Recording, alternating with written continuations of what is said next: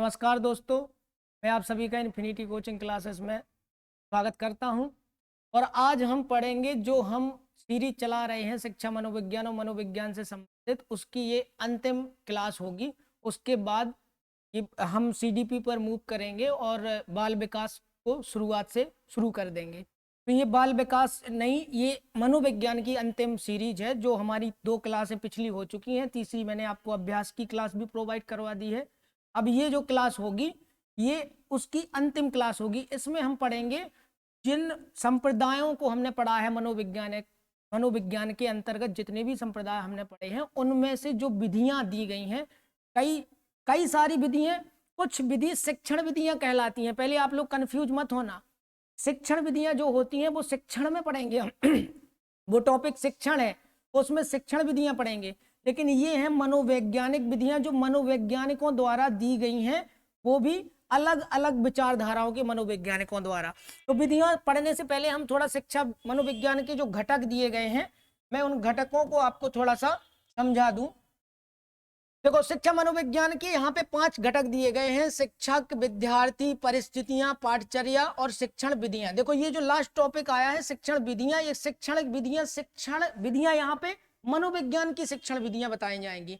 और जो शिक्षण एक अलग से टॉपिक होता है, उसमें जो शिक्षण विधियां पढ़ेंगे उसमें बहुत सारी होती हैं, जैसे आगमन विधि, निगमन विधि, प्रश्नोत्तर विधि, इस तरह की बहुत सारी विधियां होती हैं। तो वो हम अलग जब शिक्षण पढ़ेंगे सीडीपी के साथ तो उसमें वो पढ़ेंगे। इसमें जो शिक्षण विधियां हैं वो शिक्षा मनोविज्ञान की विधियां आएंगी।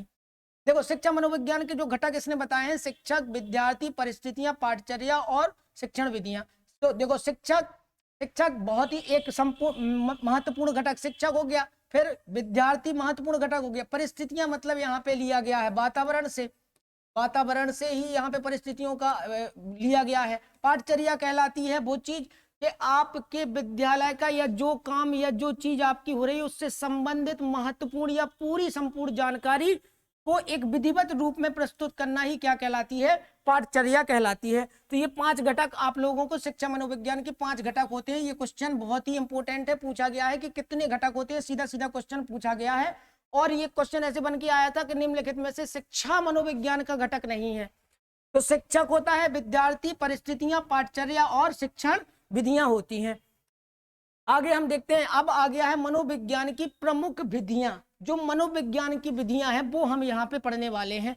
तो मनोविज्ञान की प्रमुख विधियों में से सबसे पहले जो विधि है वो है आत्मनिरीक्षण विधि। इसको इंट्रोस्पेक्शन मेथड भी बोलते हैं, आत्मनिरीक्षण विधि।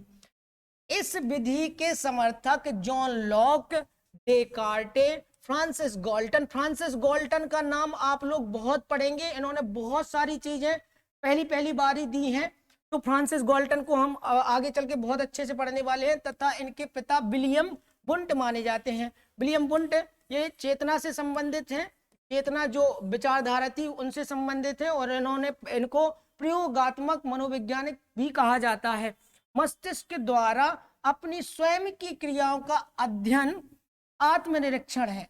मस्तिष्क द्वारा अपनी स्वयं की क्रियाओं पर, यानी स्वयं के संवेगों पर, स्वयं के मन के अंदर होने वाली विचारधाराओं पर, कल्पनाओं पर, इन सब पे विचार करके किसी निष्कर्ष पर पहुंचना या अपने कहते ना कि अपने अंदर की जांच करना ही ये कहलाती है आत्मनिरीक्षण।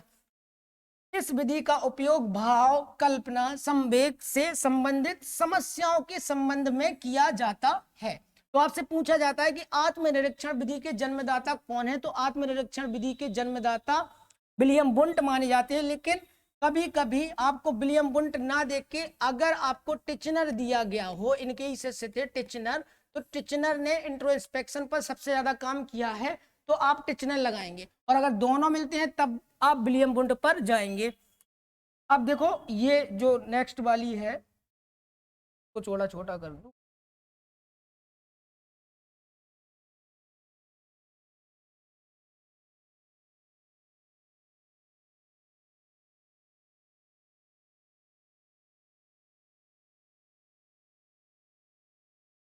नेक्स्ट है प्रयोगात्मक विधि। इस विधि के समर्थक विलियम वुंट, टिचनर। इस विधि से प्राप्त निष्कर्ष विश्वसनीय तथा इससे अनुसंधान की सर्वोत्तम विधि मानी जाती है अनुसंधान की। तो दूसरी विधि है प्रयोगात्मक विधि।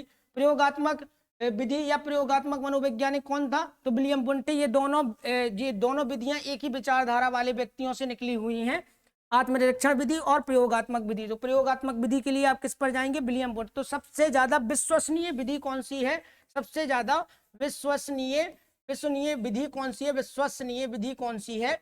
सबसे ज्यादा विश्वसनीय विधि है प्रयोगात्मक विधि, क्योंकि आप इस पे एक्सपेरिमेंट करके निष्कर्ष पर पहुंचते हैं तो वो विश्वसनीय हो जाती है, अनुसंधान होता है। जैसे साइंस में जो एक्सपेरिमेंट करते हैं उससे जो, जैसे मान लो कि जो भी साइंस में एक्सपेरिमेंट होते हैं वो एक्सपेरिमेंट के अंदर आ गया तो प्रयोग करके ही वो लोग निष्कर्ष पर पहुंच ले, इसलिए वो चीज विश्वसनीय सबसे ज्यादा हो जाती है।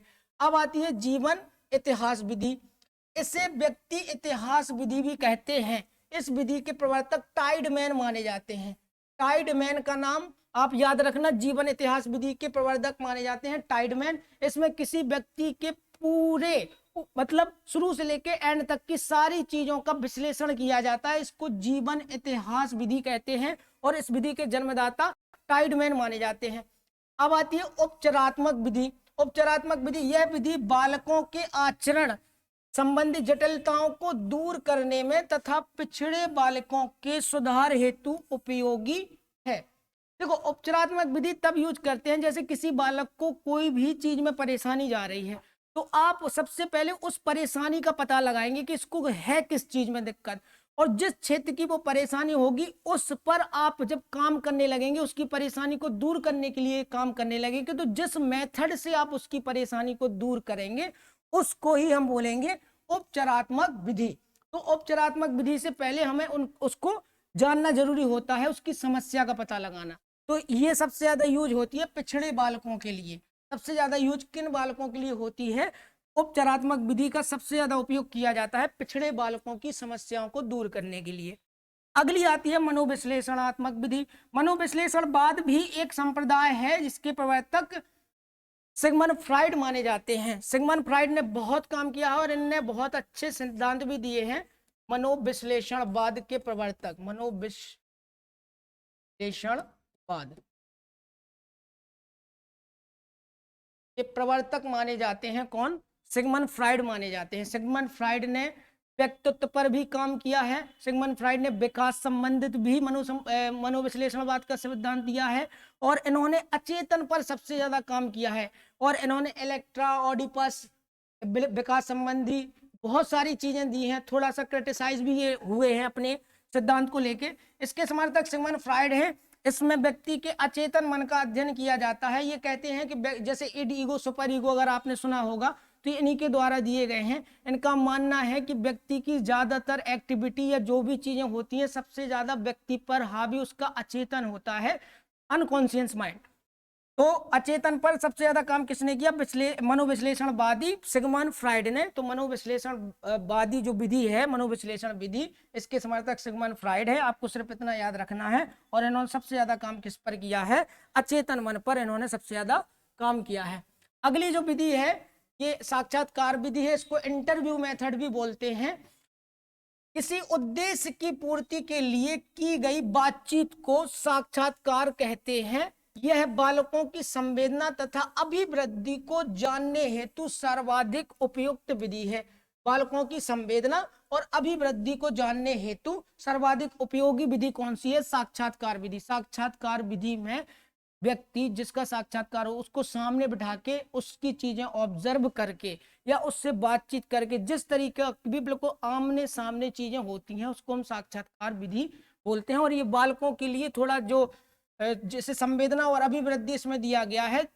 अभिवृद्धि मतलब मात्रात्मक रूप से होने वाली जो वृद्धि होती है, जो हम ये अलग टॉपिक है। अभिवृद्धि और विकास से संबंधित जब हम पढ़ेंगे तो आपको समझाएंगे। आपको सिर्फ इतना याद रखना है कि साक्षात्कार विधि में होता क्या है? किसी उद्देश्य की पूर्ति के लिए, मतलब पहले से उसको पता है कि हम किस लिए इसका इंटरव्यू ले रहे हैं या हमारा उद्देश्य क्या है इसका इंटरव्यू लेने के लिए, तो उसकी पूर्ति के लिए की गई बातचीत को हम क्या बोलते हैं? साक्षात्कार कहते हैं। लास्ट में आती है निरीक्षण। इसको ऑब्जर्वेशन मेथड भी बोलते हैं, ऑब्जर्वेशन या बहिर्दर्शन विधि। तो हम जब व्यक्ति के व्यवहार से, उसके बाहरी व्यवहार से जो वो कर रहा है उसको देखकर जब हम किसी निष्कर्ष पर पहुंचते हैं तो उसको बोलते हैं ऑब्जर्वेशन या बहिर्दर्शन विधि। और ये आधुनिक विधि है। तो आधुनिक मनोविज्ञान या जो अभी जो स्वीकार की गई है जो विचारधारा वो है व्यवहारवादी। तो व्यवहारवादी के समर्थक कौन है? जेबी वॉटसन। तो जाहिर सी बात है निरीक्षण विधि के भी कौन होंगे समर्थक या प्रतिपादक? जेबी वॉटसन ही होंगे। व्यवहार की निरीक्षण करके, व्यवहार का निरीक्षण करके मानसिक दशाओं को जानना ही बहिर्दर्शन है। जैसा कि नाम से आपको चल रहा होगा पता, बहिर्दर्शन। तो व्यक्ति के बाहर के व्यवहार को देखकर, ऑब्जर्व करके, उसकी चीजों को ऑब्जर्व या देखकर, पहचान कर किसी निष्कर्ष पर पहुंचना ही कौन सी विधि कहलाती है? बहिर्दर्शन विधि कहलाती है। इस विधि में व्यवहार को देखकर अध्ययन किया जाता है। इस विधि में व्यवहार को देखकर अध्ययन किया जाता है। अब देखो ये थोड़ा सा बाल मनोविज्ञान क्या है। अभी हमने पढ़ा है मनोविज्ञान, फिर शिक्षा मनोविज्ञान, अब आता है बाल मनोविज्ञान। यहीं से निकलता है बाल विकास जिसको हम बोलते हैं। तो उसका थोड़ा सा ओवरव्यू मैं आपके लिए लेके आया हूं। जो हम नेक्स्ट सेशन करने वाले हैं वो बाल विकास का पहला टॉपिक होगा, जो मैं आपके लिए लेके आऊंगा, वृद्धि और विकास। उसको हम पूरी तरीके से पढ़ेंगे, 3 या 4 क्लास में हम उसको खत्म करेंगे। बहुत अच्छे से वो पढ़ने वाले हैं। तो उसका थोड़ा सा ओवरव्यू आप लोग देख लीजिए। मानव विकास का अध्ययन, मानव विकास का अध्ययन मनोविज्ञान की जिस शाखा के अंतर्गत किया जाता है उसे बाल मनोविज्ञान कहते हैं। मतलब जैसे जब विकास की, हम मानव का विकास जन्म से लेकर, गर्भावस्था से लेकर मृत्यु पर्यंत तक चलता है, तो जिस शाखा के अंतर्गत हम उसकी इन सब चीजों का अध्ययन करते हैं उसको हम बाल मनोविज्ञान बोल रहे हैं। बाल मनोविज्ञान का प्रथम मनोवैज्ञानिक वर्गीकरण 18वीं शताब्दी में पेस्टोलॉजी ने अपनी 3 वर्षीय पुत्री पर अध्ययन कर बेबी बायोग्राफी नामक विवरण पत्र तैयार किया था। देखो ये वैसे पूछा नहीं गया है लेकिन है बहुत महत्वपूर्ण। यूपी टेट में ऐसे ही क्वेश्चन पूछे जाते हैं थोड़ा सा टिपिकल बनाने के लिए। जैसे इन्होंने क्या बोला है कि मनोविज्ञान का, बाल मनोविज्ञान का प्रथम मनोवैज्ञानिक वर्गीकरण जिसने उसके विकास पर अध्ययन किया हो या विकास को ढंग से बताया हो, इसका सर्वप्रथम 18वीं शताब्दी में पेस्टोलॉजी ने, जैसे मैंने आपको पहली या शायद दूसरी क्लास में आपको समझाया था कि पेस्टोलॉजी ने अपनी पुत्री को देखकर, बहुत सारे ऐसे मनोवैज्ञानिक हुए, वॉटसन भी अपने पुत्र को देखकर, या अल्बर्ट बंडरू, बहुत से ऐसे हुए जिन्होंने अपने पुत्र को या अपने बच्चों पर ऑब्जर्वेशन किया और उसके बाद विकास पर काम किया है। उन्होंने खुद देखा है कि विकास कैसे हो रहा है, इसमें क्या परिवर्तन आ रहे हैं, ये किस उम्र में क्या हरकतें दे रहा है। तो वही चीजें, तो 18वीं शताब्दी में पेस्टोलॉजी ने अपनी 3 वर्षीय पुत्री पर क्या दिया था? बेबी बायोग्राफी नामक एक विवरण पत्र तैयार करवाया था। उसमें सारा कुछ बताया था कि एक छोटे बच्चे का किस अवस्था में किस टाइप का विकास हो रहा है, किस अवस्था में वो क्या कर रहा है, इसने उसमें बेबी बायोग्राफी में बताया था। तो बेबी बायोग्राफी नामक पत्र किसने लिखा है? पेस्टोलॉजी ने। ये आपसे पूछा जा सकता है। देखिए 19वीं शताब्दी में बाल अध्ययन आंदोलन की शुरुआत स्टैनली हॉल ने की थी। स्टैनली हॉल का नाम बहुत महत्वपूर्ण है। स्टैनली हॉल ने विकास की किशोरावस्था पर सबसे ज्यादा काम किया है। किशोरावस्था पर जब हम पढ़ेंगे विकास की अवस्थाएं तब बताएंगे कि स्टैनली हॉल को किशोरावस्था के लिए सबसे ज्यादा जाना जाता है। तो इन्होंने एक एडोलसेंस नामक पुस्तक भी लिखी है स्टैनली हॉल ने।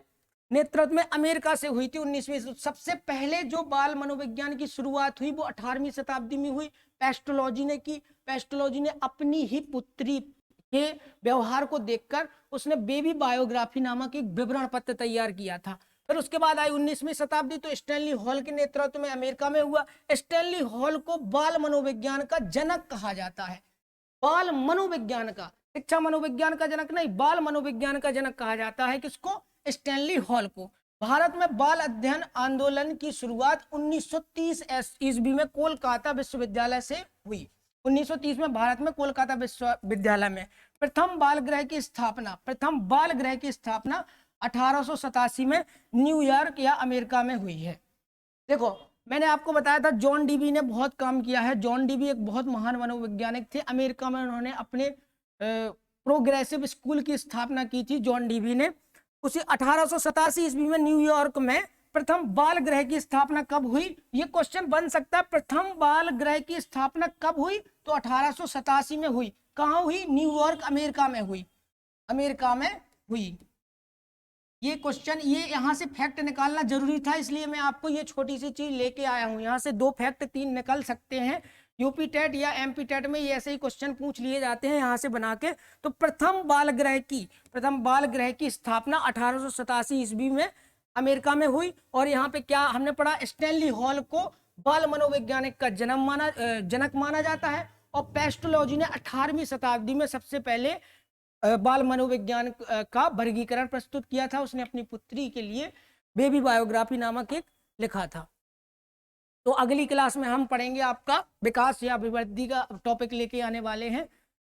आशा करता हूं को आपको ये मेरी तीनों क्लासें बहुत अच्छी लगेंगी और आपके लिए जो मैंने कंटेंट पढ़ाया है वो बहुत ही यूजफुल रहेगा। नमस्कार, धन्यवाद।